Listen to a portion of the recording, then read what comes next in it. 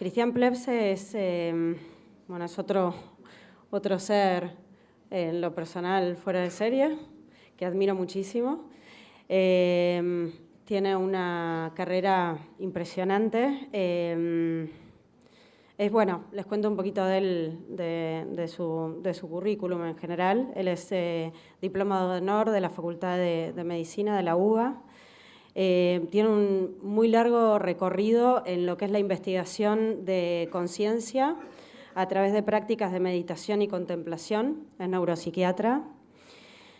Fue jefe de servicio de neuropsiquiatría infanto-juvenil del FLENI y luego fue director médico de niños y adolescentes del FLENI. Es cofundador de Panacea, que es una fundación que se especializa en autismo. Participó en el panel de salud y espiritualidad junto con su santidad el Dalai Lama. Y además, bueno, es facilitador y es una de las cosas a las que más se está dedicando hoy del método de la atención plena en colegios. Así que, bueno, los dejo ahora en compañía de Cristian y espero que lo disfruten.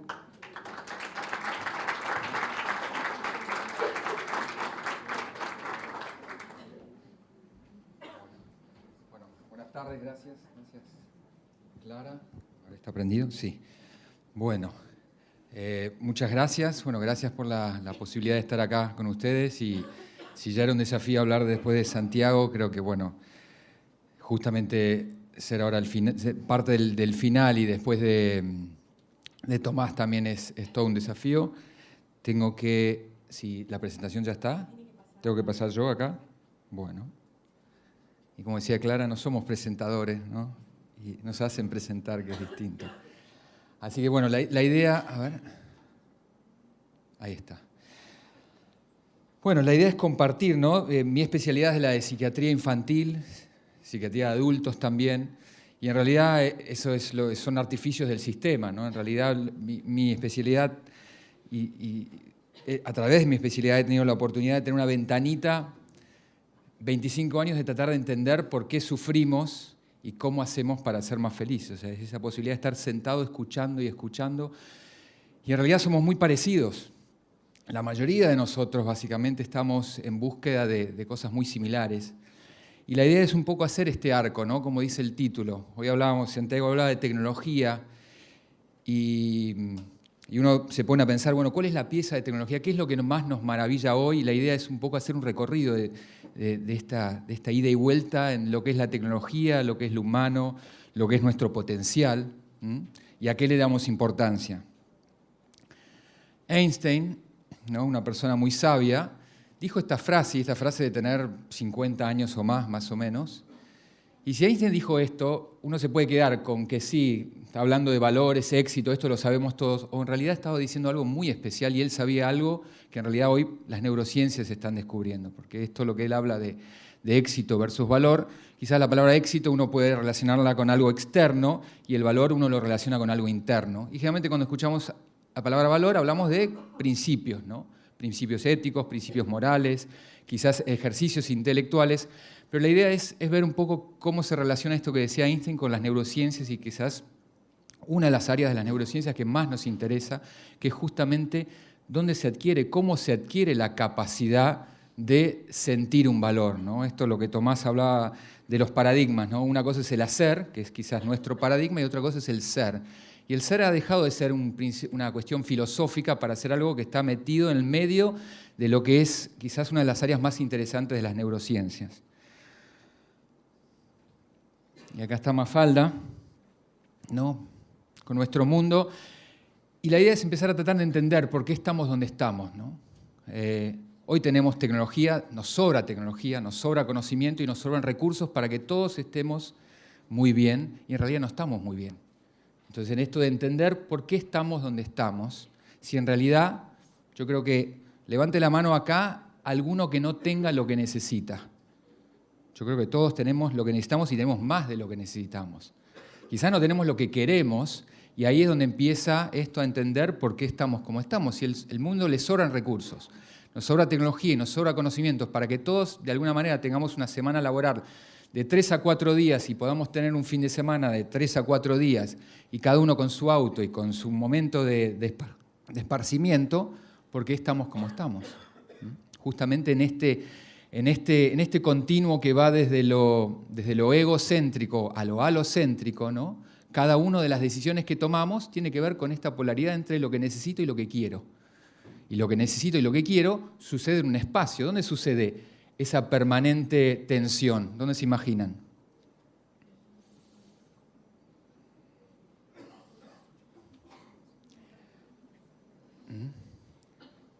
¿Dónde sucede? ¿En el cerebro o en la mente? ¿Y qué es la mente? La mente es la pieza de tecnología más increíble que existe sobre la faz de la Tierra por lejos. Nada tiene la flexibilidad, la adaptabilidad de hacer lo que hace una mente humana. La mente humana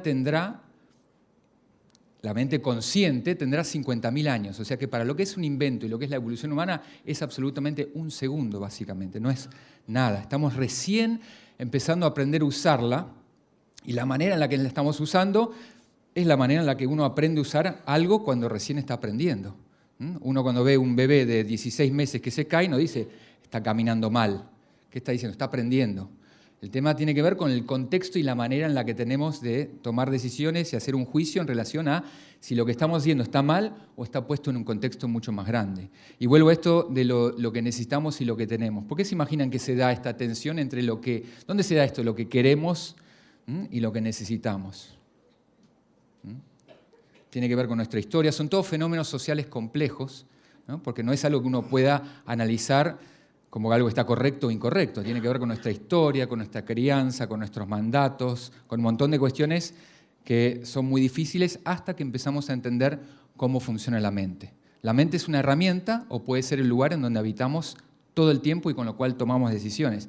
Y como les decía, 50.000 años para un invento no es nada. Antes de quizás 50.000 años atrás, vivíamos parte de un sistema, que un sistema es algo que funciona idealmente de una manera equilibrada. Ninguno de nosotros consumía más de lo que necesitamos ni generábamos más desechos de lo que el sistema podía generar, hasta que nos emancipamos. Cuando nos salimos del sistema de la naturaleza y nos emancipamos, empezamos a poder pensar. Imagínense ustedes una empresa en donde uno o varios de los integrantes empiezan a llevarse más para sí mismo que para la empresa. ¿Qué pasaría? Quiebra. Hay algo que no funciona, porque alguien está rompiendo el equilibrio. Bueno, eso es lo que nosotros empezamos a hacer hace 50.000 años. De una u otra manera, al lograr un desarrollo de conciencia de sí mismo, que es la mente, nos salimos de un sistema, pero empezamos a pensar individualmente. Cuando somos individuos y somos uno viviendo acá y otro viviendo a 100 kilómetros de distancia, en realidad el mundo le sobran recursos y le sobra espacio. El gran desafío es lo que nos está pasando ahora, ¿no? Es como la imagen de Mafalda. En este momento estamos empezando a tener que pensar cómo vamos a pensar. Tiene que ver con generar recursos e irse a otro planeta para conseguir más recursos, generar más tecnología, o es algo que ya tenemos. De vuelta, cuando damos por hecho algo, vamos a seguir buscando más. Y en realidad, de vuelta a este concepto que somos la pieza de tecnología más increíble que existe sobre la faz de la Tierra. No nos da la cabeza para pensar cómo de un organismo unicelular hace, pongámosle, algunos billones de años, se generó el resto de lo que nosotros vemos sobre la faz de la Tierra. No nos da la cabeza, no nos lo preguntamos parecido a estos pensamientos que decía Tomás de la muerte, porque nos ponen incómodos, nos tienen que hacer pensar de otra manera y en realidad hoy la mayoría de nosotros piensa de manera automática. Estamos usando la mente, esta pieza de tecnología, de una manera automática, pero eso no está bien ni está mal. Hoy estamos empezando a aprender cuál es otra manera, otro paradigma. Es casi como tener un motor que funciona para un lado y nos damos cuenta que en realidad la verdadera manera en la que tiene que funcionar para otro lado. Y ahora vamos a ver qué es lo que dice las neurociencias de esto. ¿Esto qué les representa? ¿Algo que les da paz o algo que les genera ansiedad? Ansiedad. Porque la mente no tiene límites. Y le podemos seguir agregando cosas para conocer y va a seguir tomándolas. El tema está que a partir de los 40, 50 años o antes empiezan a aparecer los síntomas de insomnio y uno de los síntomas en realidad uno de los causantes del mayor gasto en salud, ¿cuál es? Que es el uso de la mayoría de los recursos que tenemos. No estamos pensando en enaltecimiento de la salud ni siquiera, no sé si sabemos cómo hacerlo. No estamos pensando en promoción, quizás prevención, lo único que sabemos es comer sin sal y quizás salir a caminar. Y en realidad estamos tratando la causa de algo absolutamente prevenible, que es el estrés. ¿Dónde se da el estrés? El estrés es de la mente. El estrés no es un fenómeno interno, sino, en realidad sí, no es un fenómeno externo, sino es la manera en la que yo me relaciono con lo que me está pasando. ¿Qué pienso y qué opino y cómo siento lo que me está pasando? Entonces, las personas se estresan por situaciones distintas y ahí está quizás una de las perlas que no hemos podido ver desde dentro de los sistemas de salud o dentro de la medicina misma, ¿no?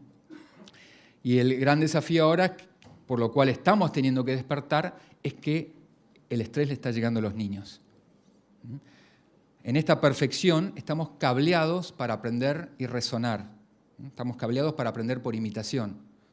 Y esto es perfecto, para bien, pero si estamos imitando, si estamos modelando lo no adecuado, la desconexión, el estrés, la falta de tiempo, en una sola generación estamos justamente disminuyendo el potencial de lo que es esta herramienta que hemos recibido, que es la mente y la capacidad de resonar de manera conjunta. Estamos usando mal algo que debería ser usado de otra manera, porque no nos estamos dando cuenta y estamos persiguiendo lo que quiero ya teniendo lo que necesito.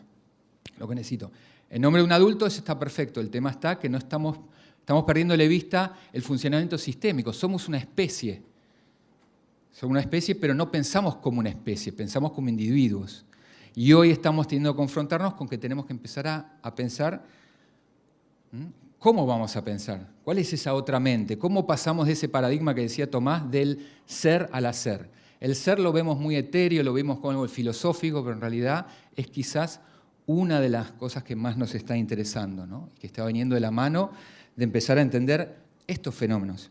En vez de estudiar la enfermedad o estudiar el déficit, como médico uno estudia 6 años de cómo tratar la enfermedad, pero muy poco sabe justamente de enaltecer o de cambiar justamente. Y la mayoría, como decía antes, el gasto que tenemos nosotros es en la parte de tratamiento de enfermedades que uno podría anticipar o prevenir muchísimo antes. Las 4 primeras causas de mortalidad son infartos, accidentes cerebrovasculares, cuestiones que tienen que ver con lo social, ¿no? A veces violencia, el SIDA era en su momento.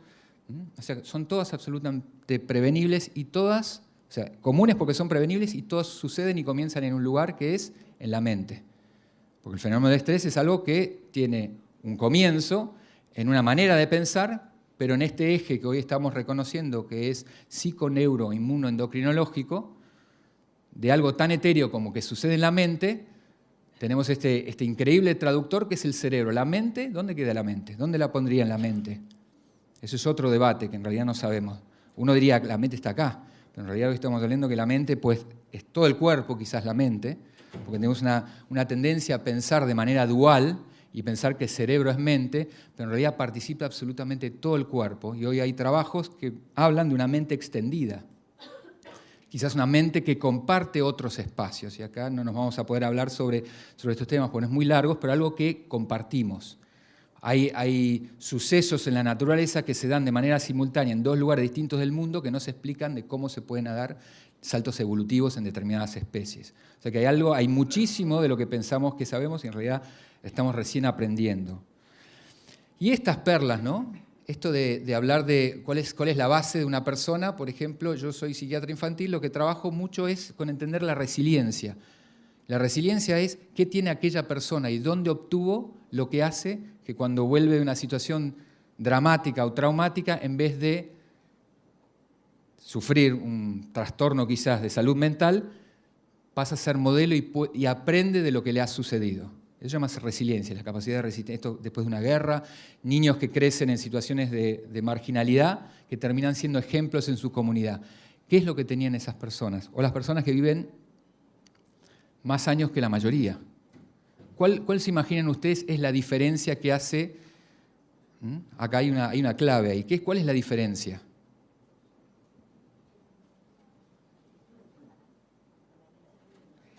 Alguien dice que la manera de pensar. Imagínense si sabemos cuál es la diferencia.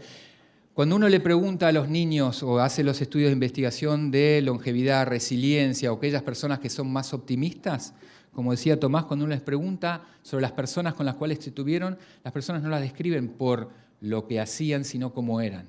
Yo les puedo hacer una pequeña prueba acá, les pregunto, bueno, ¿a quiénes admiran ustedes? ¿Y por qué admiran a esas personas? La mayoría de ustedes van a describir cuestiones que tienen que ver con ¿qué? Con el ser. ¿Y qué decía Einstein? Con valores. Ustedes van a hablar de integridad, honestidad, felicidad, optimismo, honestidad. Entonces uno empieza a pensar, bueno, ¿estas características qué son? ¿De dónde vienen? Si una persona se hace resiliente porque crece rodeado de personas y hasta esa manera de ser puede determinar que una persona viva más años, ¿no? O tenga más resistencia, o sea, más feliz, es algo que no hemos visto, porque hemos estudiado justamente el déficit, cómo saco de una enfermedad a una persona. Y hoy estamos pensando, ¿qué tiene esa persona que fue al mismo lugar que fue la otra, que se enfermó y volvió y fue mejor persona? Y eso no lo vimos. Ahora estamos empezando a entender que ahí está la clave de todo nuestro sistema de salud, porque tiene que ver con que no nos enfermemos. Es quizás el factor de protección de salud más fuerte que tenemos, tiene que ver con los valores. Es cómo yo estoy parado, cómo yo estoy sentado, qué estoy haciendo con mi mente mientras estoy haciendo. ¿Qué estoy pensando? ¿De qué manera? ¿Vaso lleno, medio lleno o medio vacío? Y eso el 50% de las personas o el 40% lo puede tener de nacimiento, pero lo bueno es que lo podemos adquirir y tiene muchísimo que ver con la educación. Y esto puede cambiar en una generación, porque en realidad si aprendemos por imitación estamos cableados para esto. En ciencia es una palabra que se llama sintropía, que es la capacidad que tienen los organismos biológicos complejos de evolucionar. ¿Por qué la naturaleza generó conciencia en sí mismo en una especie en 50.000 años, o 50.000 años atrás? Los dinosaurios vivieron, 500 millones de años y no generaron conciencia de sí mismos. O sea que hay algo que hace que evolucionemos por sí mismos. O sea que no es que tenemos que hacer nada, tenemos que dejar de hacer. Y ahí es donde se mete. A veces muchas de estas cosas se hablan con poesía porque no hay palabras para describir un montón de estas cuestiones que recién estamos aprendiendo esto del ser y que más que hacer es poder hacer entre todos, entender cómo funcionamos y cómo resonamos. Si uno, acordándose de la foto de los niños, si uno se pone a pensar cómo se genera el apego, no hay forma de que un bebé recién nacido pueda llegar a crecer sin amor. Y esto no es algo de vuelta, algo filosófico. Esto nos está diciendo algo. Necesitamos algo tan importante como es la nutrición o como es el sol para una planta o el agua, es la manera en la que resonamos, los valores en los que resonamos, cómo trabajamos de manera conjunta. Están apareciendo un montón de artículos porque esto se está poniendo muy de moda y todo lo que se pone de moda tiene este riesgo de caer y de trivializarse, pero en realidad, por suerte, esto se está sosteniendo, ¿no? O sea, hay algo que sigue creciendo y ahora vamos a ver cuál es la palabra un poco clave de todo esto.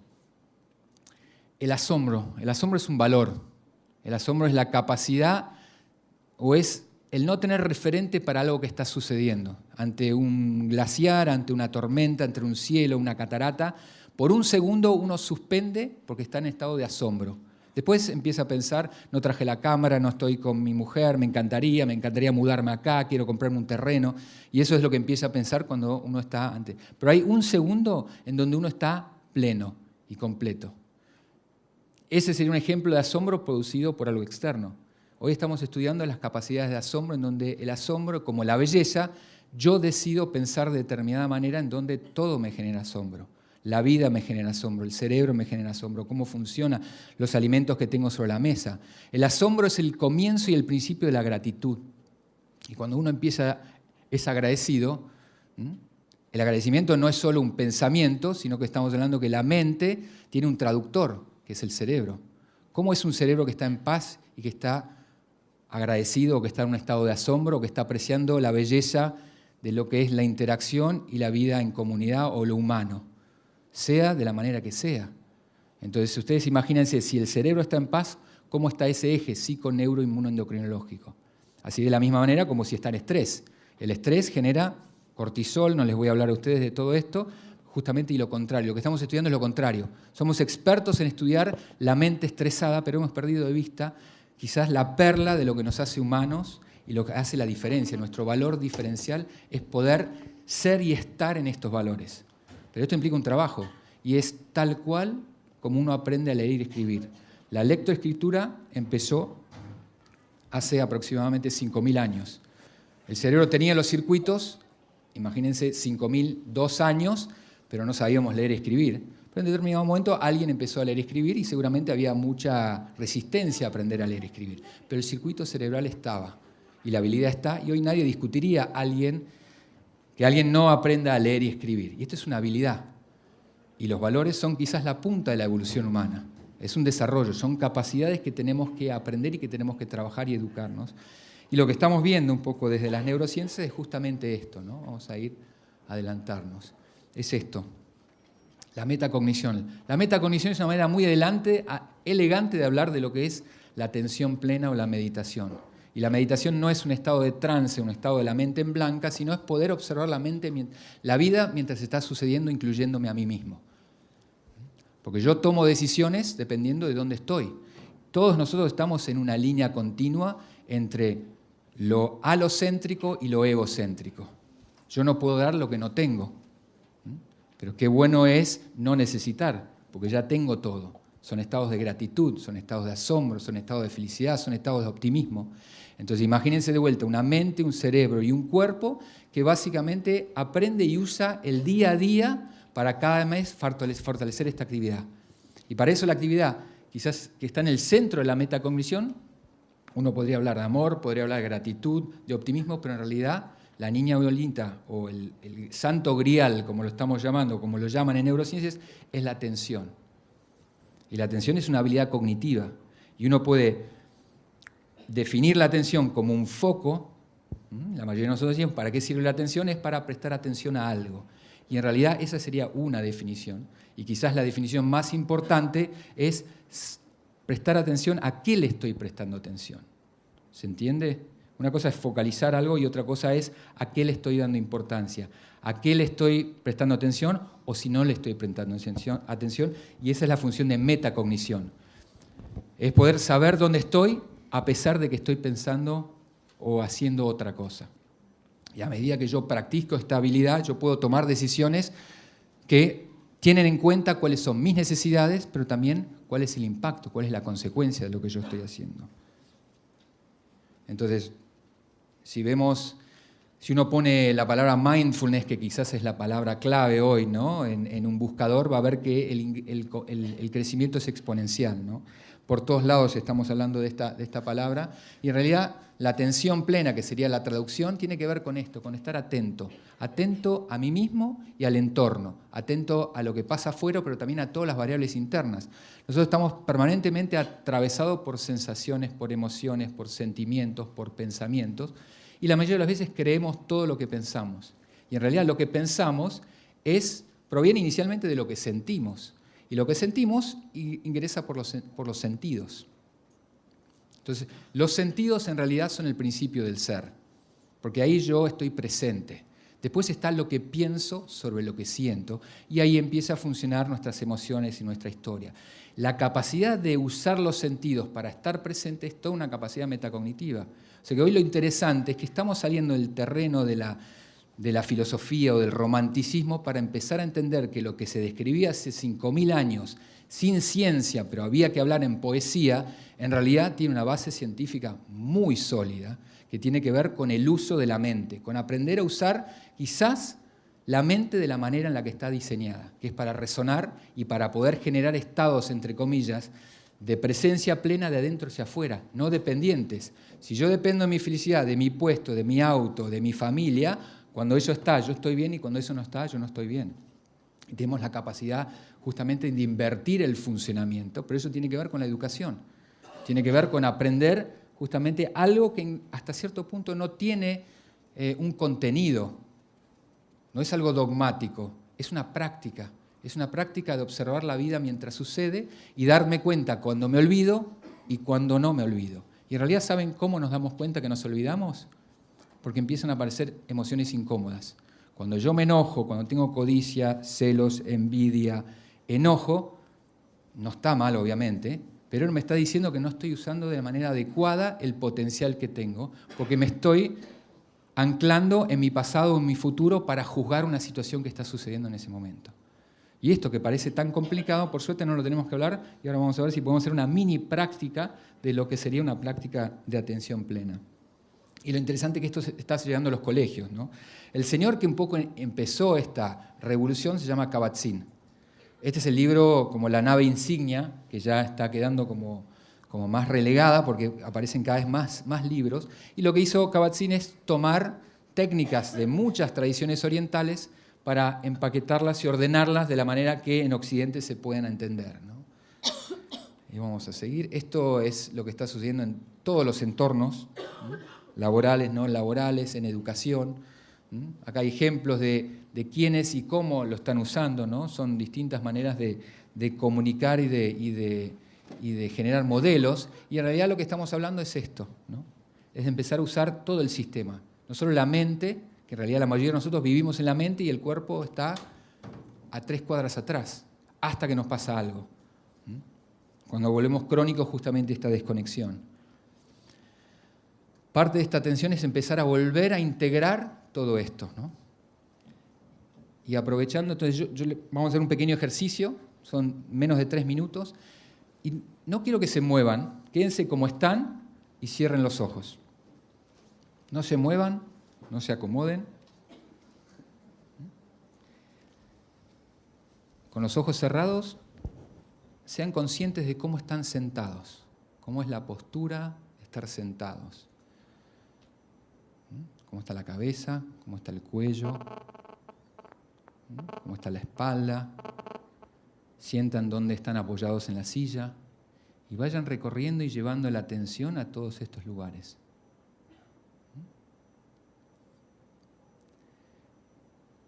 Concluimos esta primera parte. Pueden abrir los ojos. Y ahora lo que vamos a hacer es, pónganse cómodos. Busquen, o sea, ya fíjense lo incómodos que estaban, porque si todo el mundo se tiene que acomodar es porque estaban en la mente y no estaban en el cuerpo. El cuerpo es la base, quizás, de muchas de estas cosas que estamos hablando. Y tiene que vibrar al unísono. Entonces vamos a hacer lo mismo. ¿Están cómodos? Cierran los ojos. Ahora hagamos el mismo ejercicio. Vamos a recorrer y le vamos a agregar la respiración. Observen cómo están respirando. Y observen qué pasa cuando respiran. Cuando tornamos voluntario algo que es involuntario, que lo hacemos durante toda la vida. Y quédense con el movimiento de la respiración, sea donde esté, o en la nariz, o en la garganta, o en la panza, sin quitar la atención de cómo están respirando.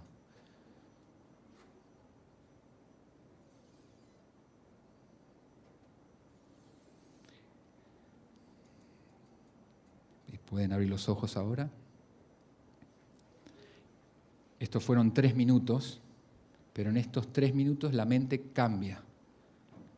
Y hay un montón de fenómenos que podíamos describir de lo que es la respiración.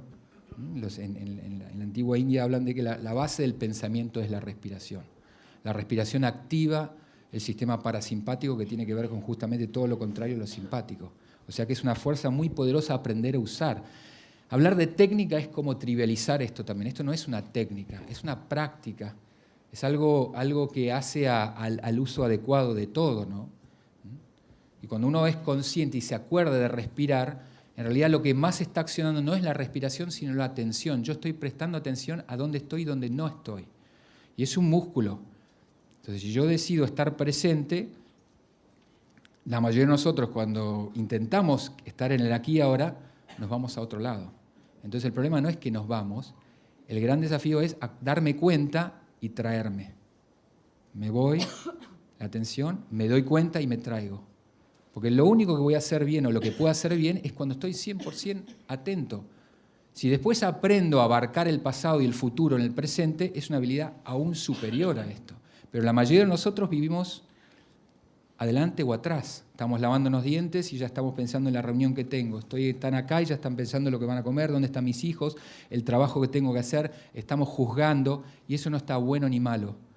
Pero sin la capacidad de observar eso mientras está sucediendo, estamos en problemas porque estamos viviendo esa intensidad. Y tenemos una herramienta cognitiva que es la metacognición, que es la capacidad de observar en tercera persona. Y eso es tan importante como aprender a leer y escribir, es una capacidad. Y es lo que estamos muy interesados hoy en estudiar porque une esto y ahí uno empieza a entender el ser.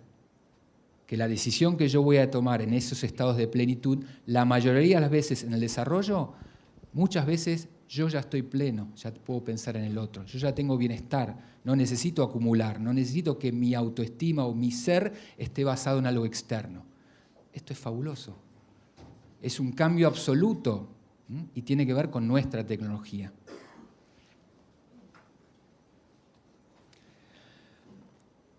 Dos videos para compartir, son dos de YouTube. Sara Lazar, una investigadora, se lo dejo como tarea en la casa, viendo que lo motriz, las prácticas de algo motriz cambia el cerebro. ¿Qué pasa cuando una idea se practica? Y más si esa idea es compasión, amor, paz. Genera que cuando yo tome una decisión, lo primero que use sea quizás un valor y no un disvalor. No lo propio, sino lo compartido. Este es otro video, el derrame de la iluminación, también de una neuropatóloga que sufre un derrame cerebral y se le apaga el hemisferio izquierdo y ella describe lo que siente a través del hemisferio derecho. Y esta ya es la última diapositiva y en realidad tiene que ver con esto. Más allá de todo lo que tenemos, es lo que hacemos. Y si hay alguien que le falta, en algún lugar va a estar sobrando. Y si sobra en un lugar, no tiene que ver con necesidades, sino tiene que ver con este pensar que lo necesito para que me define y yo esté completo. Y en realidad no lo necesitamos, lo tenemos todo. O sea que esta es la revolución de darse cuenta y de estar atentos. Y quizás estamos en el comienzo de algo totalmente inédito, porque podemos imaginarnos el futuro, pero como la frase de Einstein, lo vamos a imaginar con la misma mente que creó todo lo que está sucediendo. Esto es algo que está viniendo desde otro lugar. Empezó hace 5.000 años, pero ahora está redefiniendo la manera en la que estamos pensando. Muchas gracias.